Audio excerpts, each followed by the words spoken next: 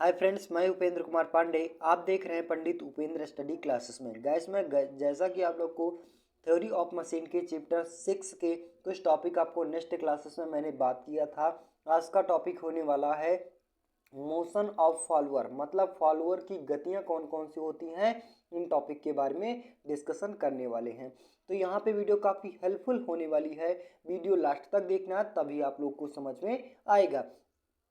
चलिए, मैं जैसा कि आप स्क्रीन के माध्यम से देख पा रहे हैं, फॉलोअर की गतियां यानी मोशन ऑफ फॉलोअर, मतलब जो फॉलोअर की गतियां होती हैं वो कितने प्रकार की होती हैं, तो आप लोग को पता होना चाहिए। तो 3 प्रकार की होती हैं। आपका एग्जाम के बेस पे किस प्रकार से क्वेश्चन बनेगा, तो किन्हीं एक फॉलोअर की गतियों का वर्णन कीजिए, या फिर फॉलोअर की गतियां कितने प्रकार की होती हैं, इनका किसी एक का विस्तार वर्णन कीजिए।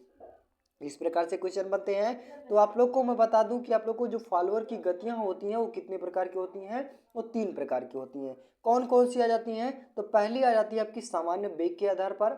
नेक्स्ट वहीं पे आ जाता है सरल आवर्त गति के आधार पर। नेक्स्ट वहीं पे आ जाता है सामान्य वेग वृद्धि वेग हास्य के आधार पर।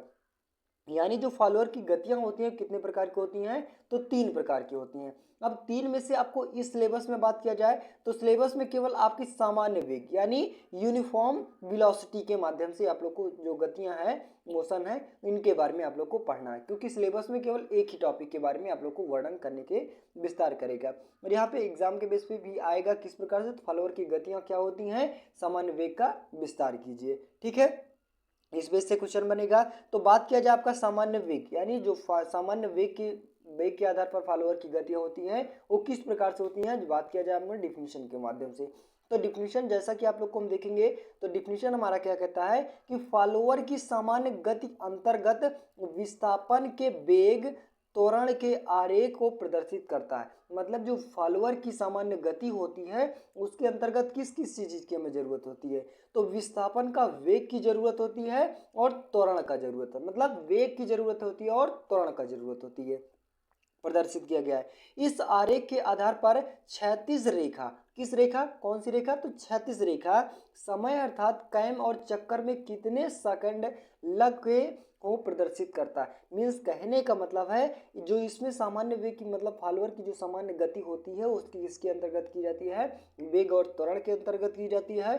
और बात किया जाए इस आरेख का प्रयोग कहाँ किया जाता है, तो जो कैम और फॉलोअर होता है, जो कैम के एक चक्कर में कितने सेकंड लगे, मतलब जो कैम आपका घूमता रहता है उसको घूमने में एक सेकंड में कितने बार घूमा, उसको प्रदर्शित करने के लिए हम किस वेग का प्रयोग करते हैं, तो सामान्य वेग का प्रदर्शित करते हैं। मतलब उसको ज्ञात करने के लिए किस विधि का प्रयोग करते हैं, तो सामान्य वेग की क्या प्रयोग करते हैं।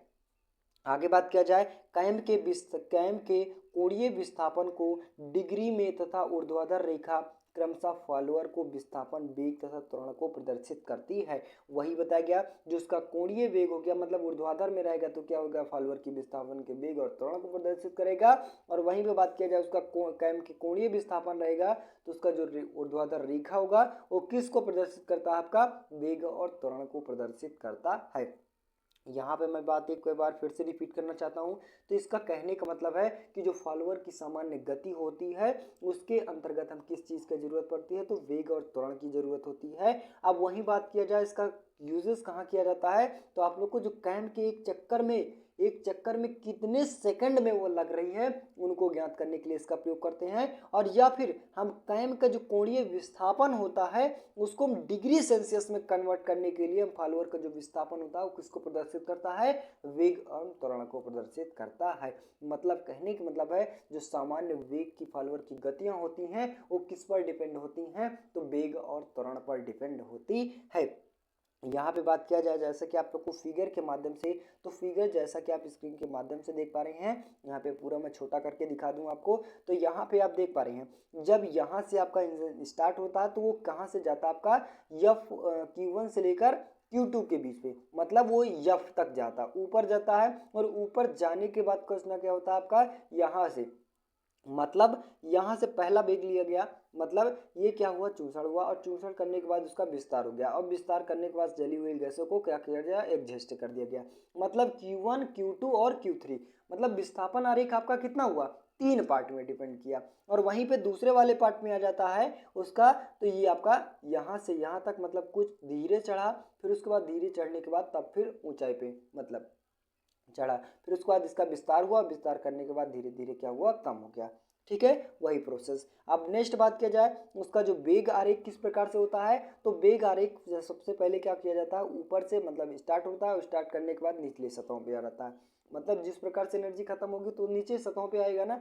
ठीक है, चलेगा, फिर उसके बाद विस्तार किया जाएगा, फिर उसके बाद इस प्रकार से आगे लेके जाके यहाँ पे स्टॉप हो जाता है।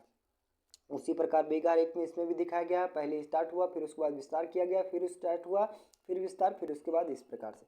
ठीक है, आपका कुछ फिगर इस प्रकार से बन जाता है।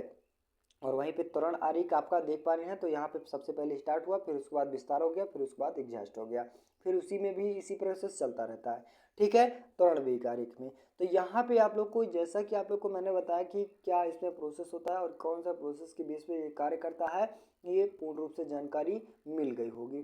तो आई होप गाइस यहाँ पे आप लोग को ये वीडियो काफ़ी हेल्पफुल लगा होगा। तो चैनल पे नए हो, चैनल को सब्सक्राइब कीजिए, ज़्यादा से ज़्यादा शेयर करने की कोशिश कीजिए। मिलते हैं नेक्स्ट वीडियो में, तब तक के लिए जय हिंद।